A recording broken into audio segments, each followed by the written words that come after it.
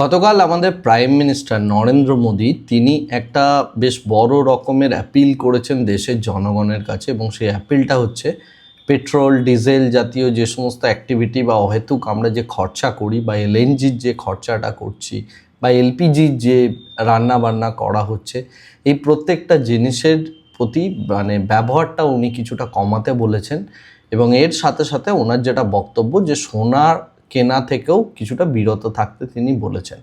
এর বিহাইন্ডে অ্যাকচুয়ালি যে রিজনটা রয়েছে সেটা হচ্ছে এই প্রত্যেকটা জিনিস বা প্রত্যেকটা আইটেমই বাইরে থেকে আমাদের প্রচুর পরিমাণে ইম্পোর্ট করতে হয়, এবং সেটা ইম্পোর্ট করতে গিয়ে গভর্নমেন্টের বেশ বড় রকমের একটা ক্ষতি হচ্ছে। ক্ষতি ইন দ্য সেন্স যে ফিসক্যাল ডেফিসিট সেটা কমছে, এবং তার সাথে সাথে আমাদের যে ফরেন এক্সচেঞ্জ রিজার্ভ রয়েছে সেটাও যথেষ্ট পরিমাণে কমছে এবং ডেফিসিটের পরিমাণ যথেষ্ট বাড়ছে। তো সেই জায়গাটাকে যদি দেখা হয় তাহলে এটা গভর্নমেন্টের জন্য বেশ বড় রকমের একটা ক্ষতির সম্মুখীন হচ্ছে, এবং সেই কারণেই প্রধানমন্ত্রীর এই ধরনের অ্যাপিল এবং আগামী দিনে এই বিষয়টাকে হয়তো জোরদার করার জন্য এবং ওয়ার্ক ফ্রম হোম অর্থাৎ কর্মক্ষেত্রে যে সমস্ত কাজগুলো হয় সেগুলো বাড়ি থেকে করার জন্য একদম কোভিড লাইট স্ট্রাকচার আনার কথা হয়তো ইন্ডিয়ান গভর্নমেন্ট ভাববে। এক্ষেত্রে সবথেকে ইম্পর্ট্যান্ট যে জায়গাটা, যেহেতু প্রাইম মিনিস্টার এখানে অ্যাপিল করেছেন যে সোনা লোককে কিনতে বিরত করেছেন বা দেশের জনগণকে সোনা কেনা থেকে তিনি বিরত থাকতে বলেছেন for the time being.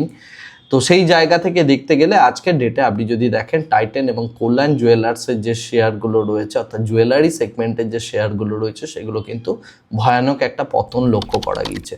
Government এক্ষেত্রে সোনার উপর ট্যাক্সেস কখনোই বাড়াতে পারবে না, বেশ বড় রকমের হয়তো ইম্পোর্ট ডিউটি অনেকেই ভাবতে পারেন যে বাড়ি ফেলতে পারে গভর্নমেন্ট, এবং সেইটা করে হয়তো সোনার আমদানিটাকে অনেকটা পরিমাণ কমানো যেতে পারে। কিন্তু সেটা যদি গভর্নমেন্ট করে তাহলে আবার স্মাগলিং বেড়ে যাবে, গোল্ডের স্মাগলিং, বেশ বড় রকমের স্মাগলিং আগে হতো, সেই জিনিসটা বেড়ে যাবে। তো তাই এই সমস্ত দিকটা খেয়াল রেখে অ্যাকচুয়ালি মার্কেটের মধ্যে এই সমস্ত সেক্টরগুলোর মধ্যে অর্থাৎ গোল্ড রিলেটেড সেক্টরের মধ্যে বড় রকমেরই একটা প্রেশার তৈরি হচ্ছে।